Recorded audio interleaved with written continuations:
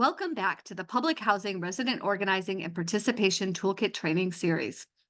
This training series is meant to walk public housing residents through how to organize and run a successful resident council so that you can improve your housing and community. We encourage you to participate in the entire training series. This training is based off of Guide 6, Partnering with Local and Community Organizations. As you go through the training, you may want to refer to the guide.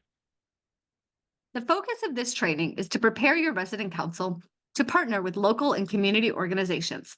During the training, we will discuss The benefits of partnering with local and community organizations, how to assess community needs and resources through outreach, conversations, surveys, and committee work. examples of partnerships from actual resident councils, How to work with resident opportunity and family self-sufficiency programs.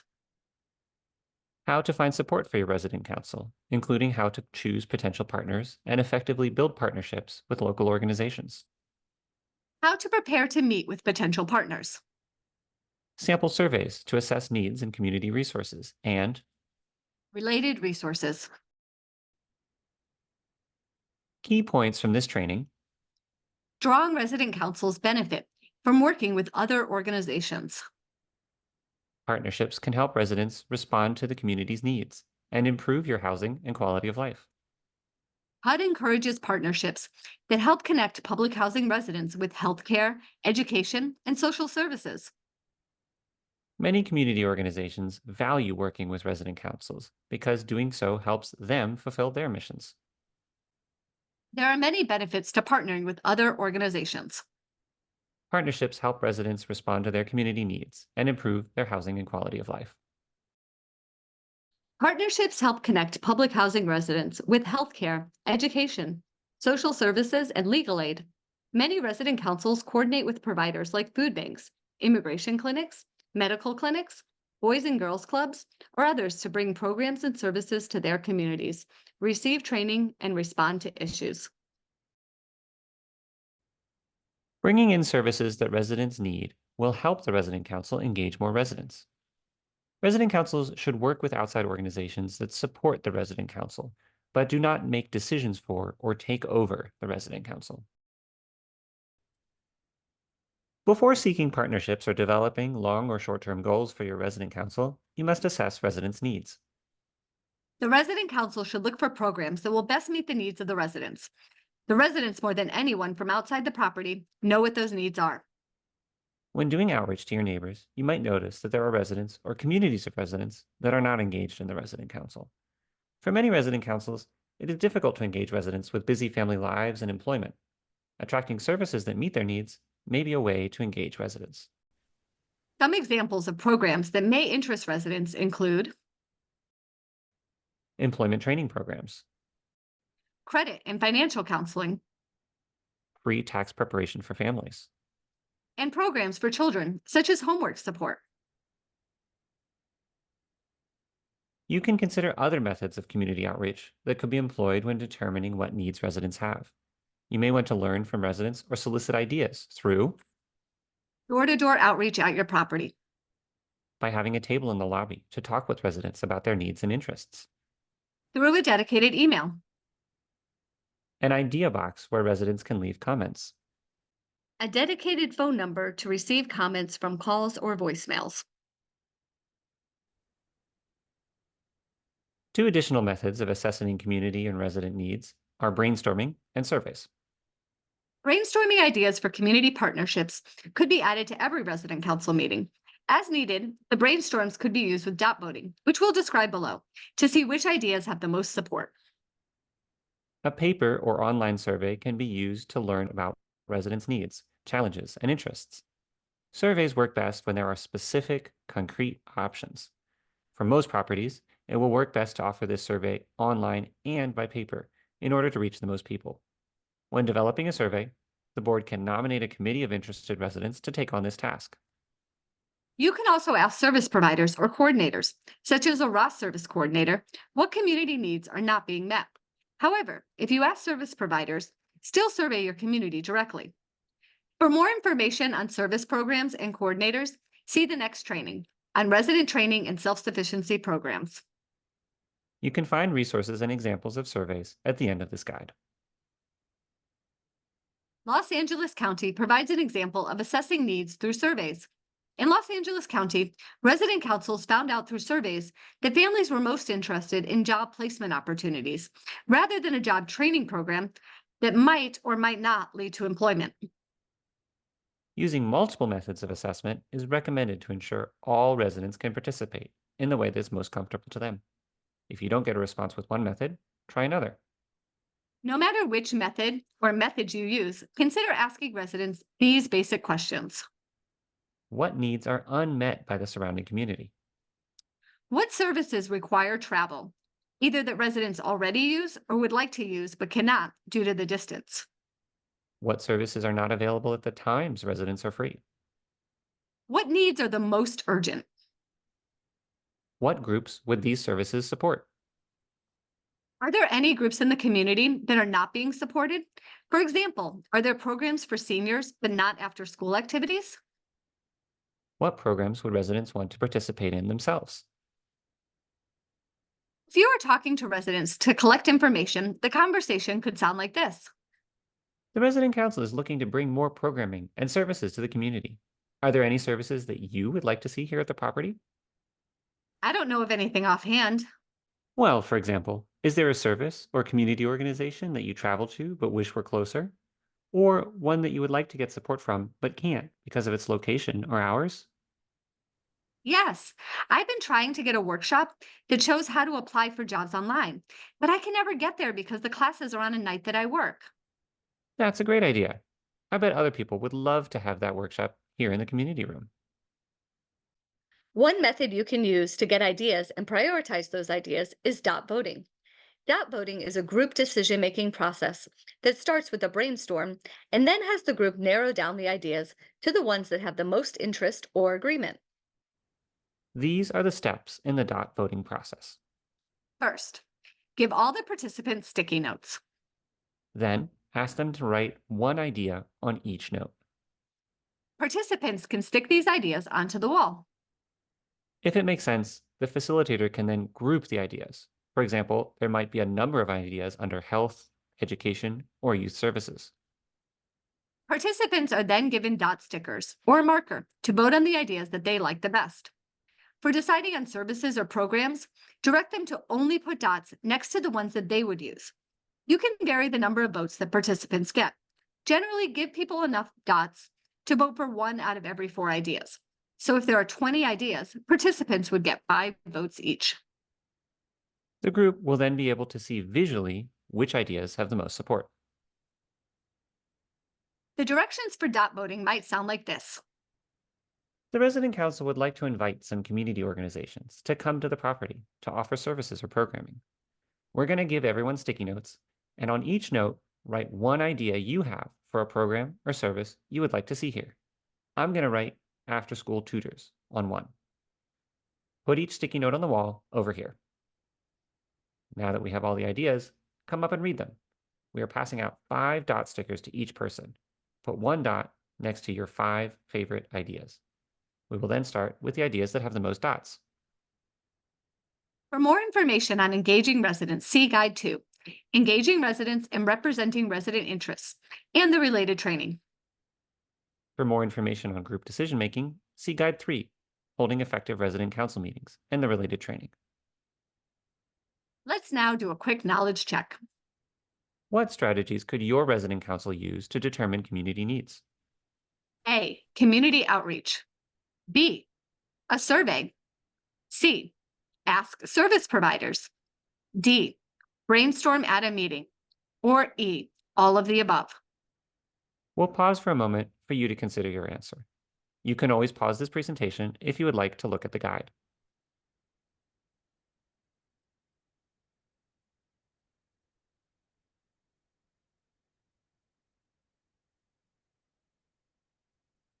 The answer is E. All of these are good strategies for determining and learning about community needs. Start with the ones that are the most doable for your organization. After assessing needs and interests, look for which organizations exist that may be able to serve your community. You may also have ideas for services that do not yet exist. A good place to start is to look at who is already doing the work. Many organizations offer services that you may not know about. For example, many school districts have support services for students and families outside of the classroom. Housing counseling organizations and some banks offer classes on personal finance. You can ask, What organizations or people share the goals that our community identified? For example, if you've identified the need for fresh food, look for organizations that organize farmers markets, health centers with a focus on nutrition, and food pantries. where do residents in the community volunteer or work? Which community organizations are residents already working with? What groups do they go to for services? There may be an existing relationship that you could deepen or a group that you could bring to the community. Talk to the organizations that you've identified. You will learn the most from a one-on-one conversation. When you meet, Tell them what needs you've identified ask them which services they do or could provide. and ask them what other organizations they know and recommend. To find additional organizations, you can also do an internet search. Type in the name of your city or community and the need. See who comes up and do some research on them. Are they already working with people in your community? Is there a relationship you could deepen? Do they do something that your organization does not do? Resident councils across the country are building effective partnerships based on identifying community needs. One example is from Fall River, Massachusetts. Public housing resident leaders benefit from support, training, and guidance provided by two statewide organizations, the Massachusetts Union of Public Housing Residents, called Mass Union, and the Mel King Institute, and a national organization, the National Alliance of Resident Services in Affordable and Assisted Housing, NARSA. These organizations provide residents with training, advocacy support, technical assistance, and networking opportunities with resident leaders from other areas of the state and the country. The Orchard Manor Resident Council, which is part of the Charleston Kanawha Housing Authority, CKHA in West Virginia, brought a mobile food pantry to their community. The Resident Council partnered with the Feeding America program and the Mountaineer Food Bank to provide food to over 50 people Monday, Wednesday, and Friday each week. The pantry has a small space in the community center, but when it's nice weather, the group provides food from their community garden. Public housing resident councils in St. Paul, Minnesota regularly partner with the resident services and resident initiatives departments of the St. Paul PHA to apply for outside grants that the councils are eligible for as nonprofit organizations. For example, they partnered with the St. Paul Ramsey County Public Health Department for 8 years to bring wellness initiatives, including physical activity, nutrition, and smoking cessation to the residents. You may not need to search extensively for partners. Your own PHA may have community partnerships, connections to service providers, or programs that can be expanded for your identified community needs. Or they may want to partner to bring on a new program. For more information on methods for partnering with the PHA, see Guide 4, Partnering in Advocacy with the Housing Agency, and the related training. Your community may also already have a service coordinator through a program such as Resident Opportunities and Self-Sufficiency, ROS, Jobs Plus, or Family Self-Sufficiency, FSS. These programs are designed to assist public housing residents to make progress towards fully supporting their household. These programs do this by providing service coordinators to properties. If you have a service coordinator associated with your PHA or property, talk to them about how you can partner with them to connect their programming with your identified community needs. The service coordinator may already be working to meet the community needs or will have connections with programs in the area and may be interested in partnering to bring new programs or to do outreach for programs that do exist. The Resident Council can connect residents to these programs, suggest partnerships, or work with these programs to expand them. If the property does not have a coordinator, the resident council can talk to the PHA about working to bring a service coordination program to the property. Through the annual or 5-year plan process, the housing agency could decide to apply for one of these programs or start another program at the property. The resident council can also directly apply for a ROS grant or partner with a nonprofit service organization to bring the ROS program to the property. For more information, see Guide 7, Resident Training and Self-Sufficiency Programs, and the related training. Resident councils across the country are creating partnerships through the Resident Opportunity and Family Self-Sufficiency programs to support their communities. In Los Angeles County, Ross service coordinators find that working with resident councils helps to ensure that residents can connect with outside services that are available to them. Resident council meetings provide a way for service coordinators to introduce programs and organizations to residents. The service coordinators are often given a space on the agenda to speak or invite speakers from partner organizations. In Cincinnati, Ohio, the Jurisdiction-Wide Resident Advisory Board, JRAB, is organized as a nonprofit organization with tax-exempt 501c3 status. JRAB has a Ross grant, which funds 3 service coordinator positions that are filled by residents. The coordinators work to connect other residents to services. Let's do another knowledge check. The Resident Opportunity and Self-Sufficiency, ROSS, and Family Self-Sufficiency, FSS programs are designed to assist residents of PHAs with A, childcare. B, making progress towards economic self-sufficiency. C, immigration issues. Or D, voter registration. We'll pause for you to think about your answer.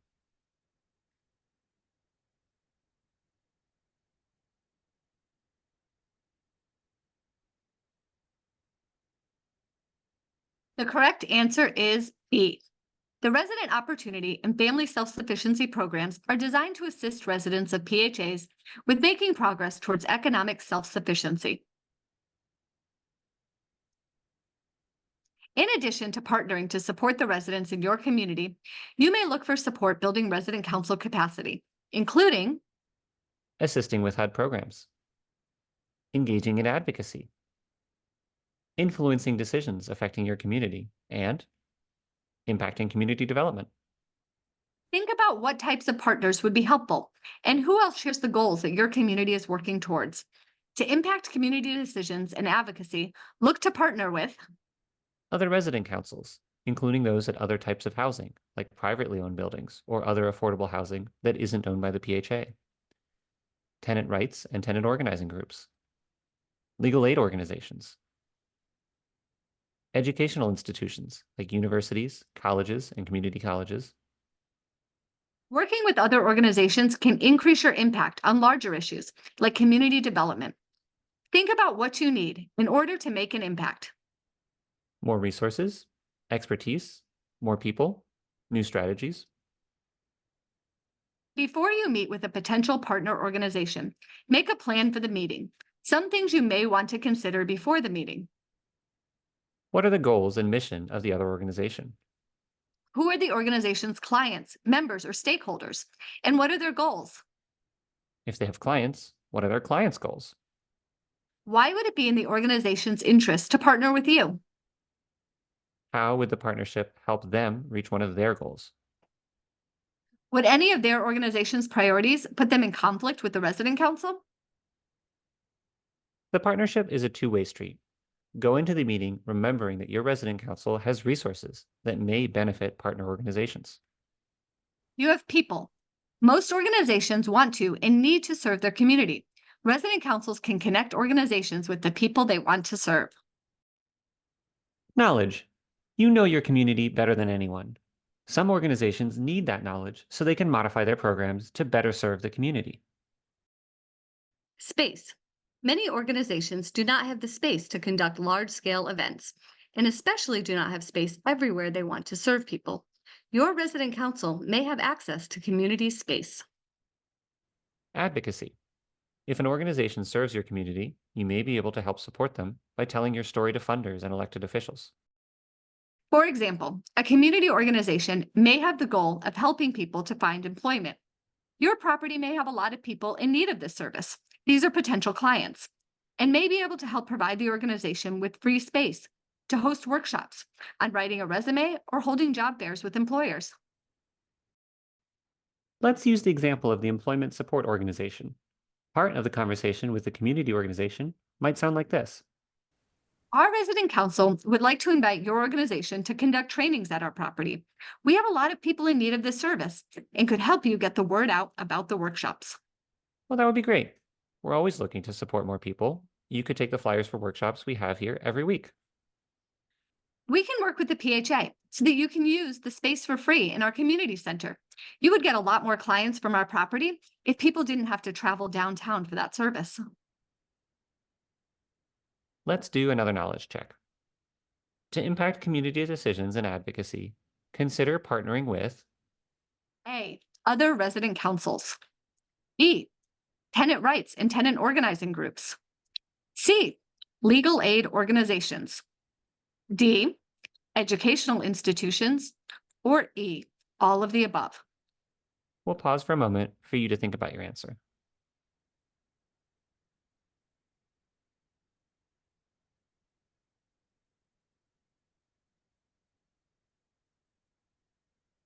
The answer is E. All of the above. To impact community decisions and advocacy, consider partnering with other resident councils, tenant rights and tenant organizing groups, legal aid organizations, and educational institutions. What are some ways community organizations benefit from partnering with resident councils? A. People. B. Space. C. Knowledge. D. Advocacy. Or E. All of the above. Once again, we'll pause for a moment for you to think about your answer.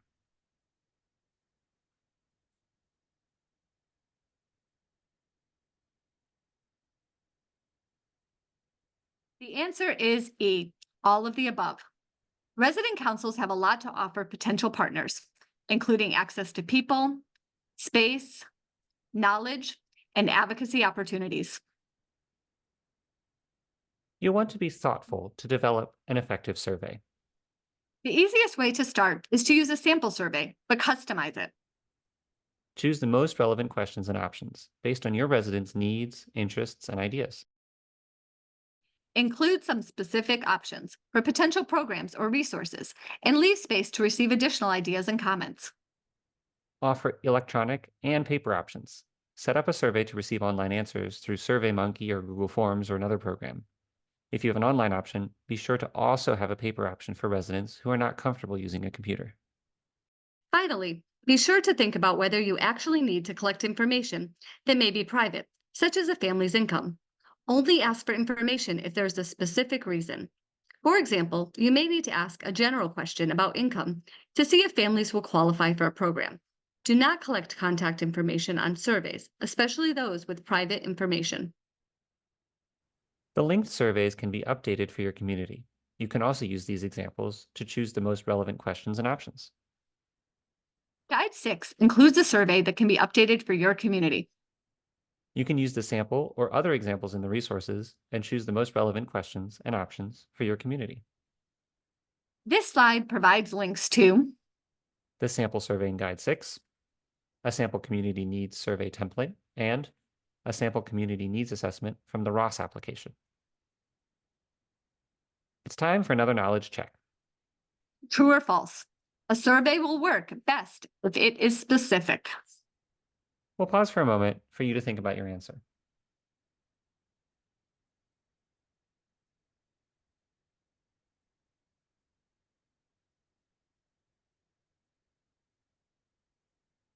The correct answer is true. The survey's purpose is to obtain important insights. Make sure each question adds value and relates directly to your goal. For example, if you just generally ask residents what issues they have, you may not get information that tells you a lot about the programs or services that they need. If you ask which of a list of services they would be likely to use, you will get better information. True or false? You should always include contact information on surveys so that you can follow up with people. We'll pause for a moment for you to think about your answer.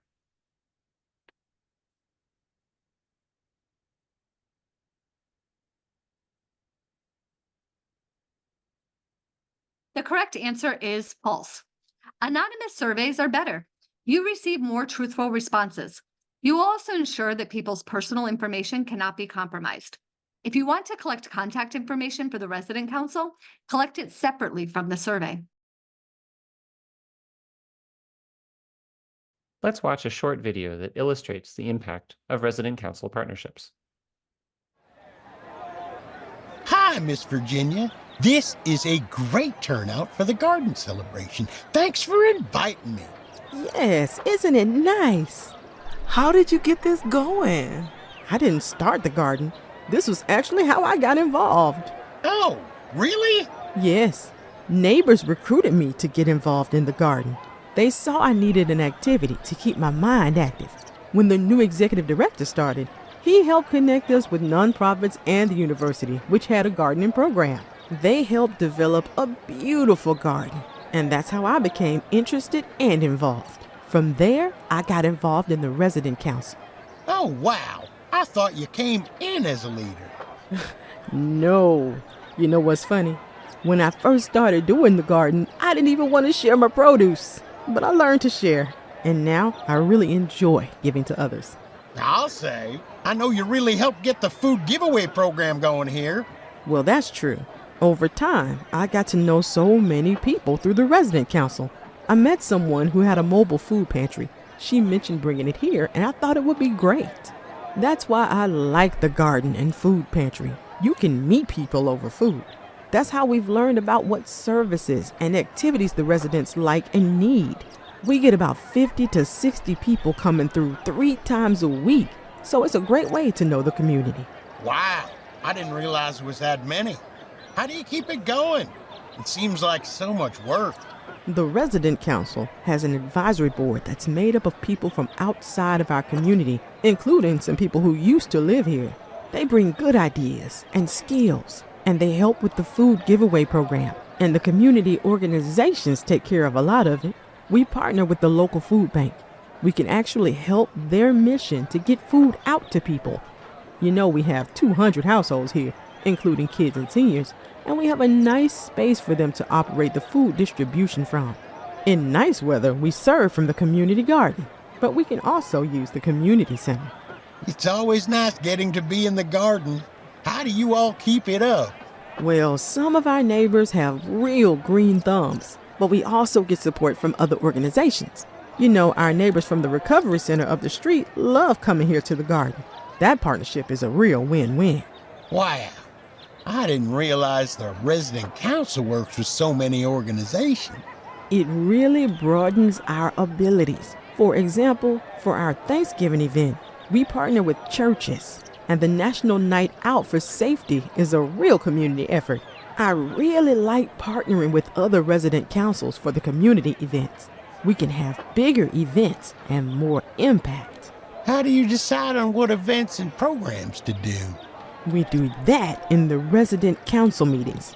We'll talk about the ideas that have come up and decide on the best things to do for the community. For example, a few months ago, we started the Read to Me program, where the seniors here read to the kids.